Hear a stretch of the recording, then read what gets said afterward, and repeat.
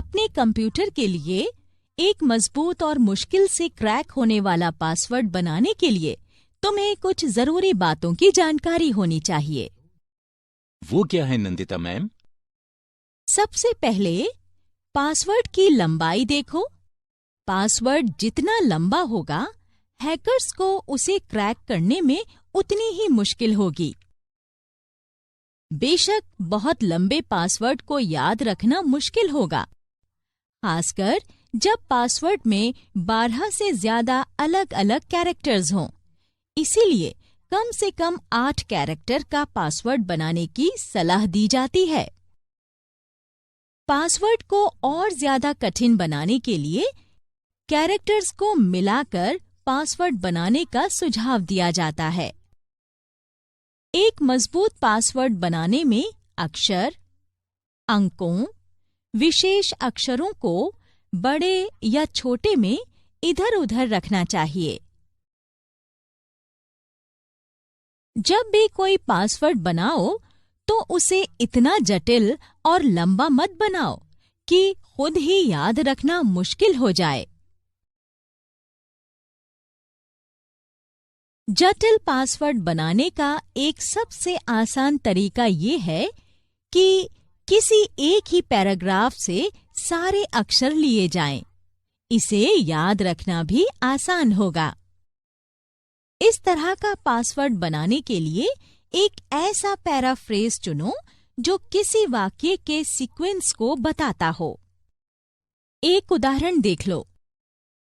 Password MFSWDPSIN08। Sentence में इस्तेमाल किए गए हर शब्द का पहला लेटर और इसके आखिर में 2 नंबर दिए गए हैं। My first school was Delhi Public School in 2008। इस तरह के पासवर्ड खुद याद रखने में आसानी रहेगी, पर किसी और के लिए क्रैक करना मुश्किल होगा। तुम एक ही तरह के पासवर्ड बनाकर उसे कुछ दिनों के लिए बेसिक पासवर्ड की तरह इस्तेमाल कर सकते हो। फिर इस पासवर्ड में कुछ बदलाव कर इसे दूसरी पर्सनल साइट्स के एक्सेस के लिए रख सकते हो। जैसे तुम अपने ईमेल के लिए उसी पासवर्ड में 1 या 2 अक्षर बदलकर एक नया पासवर्ड बना सकते हो। अपने ईमेल के पासवर्ड के लिए तुम अंत में #e जैसे प्रत्यय लगा सकते हो। ये इस तरह दिखेगा। अपने बैंक खाते के लिए अंत में $B लगा सकते हो। फिर पासवर्ड कुछ इस तरह दिखेगा। इन तरीकों से तुम मजबूत पासवर्ड बना सकते हो, जिसे गेस या हैक करना हैकर के लिए भी मुश्किल होगा। तो एक बार वाक्य चुन लेने के बाद जब कभी तुम्हें अपनी कोई पर्सनल साइट्स एक्सेस करनी हो, ये तुम्हें अपने आप याद आता रहेगा। साथ ही ये बहुत मजबूत पासवर्ड होगा जो तुम्हारे सिवा किसी और के लिए गेस करना कठिन होगा। उदाहरण वाले इस वाक्य को मैंने सिर्फ तुम्हें एक मुश्किल पासवर्ड बनाना सिखाने के लिए इस्तेमाल किया था। इसके अलावा हर दूसरे या तीसरे वर्ण को बड़े में लिखकर पासवर्ड को और ज्यादा मुश्किल बनाया जा सकता है। अगर तुम्हें कोई गाना या कविता अच्छी तरह याद है, तो तुम इसकी एक पंक्ति से भी एक कठिन पासवर्ड बना सकते हो। एक मुश्किल पासवर्ड बनाने और इसे अपनी पर्सनल साइट्स में इस्तेमाल करने और गोपनीय रखने के लिए इसे याद करना होगा। पासवर्ड कभी किसी को मत बताना। यहाँ तक कि अगर तुम अपने दोस्तों या करीबियों से कुछ इंटीमेट डिटेल्स साझा करना चाहते भी हो, तो पासवर्ड बताने से परहेज करना। कई लोगों को सिर्फ अपने करीबियों या परिवार के सदस्यों को पासवर्ड बताने की वजह से ही परेशानी झेलनी पड़ी है।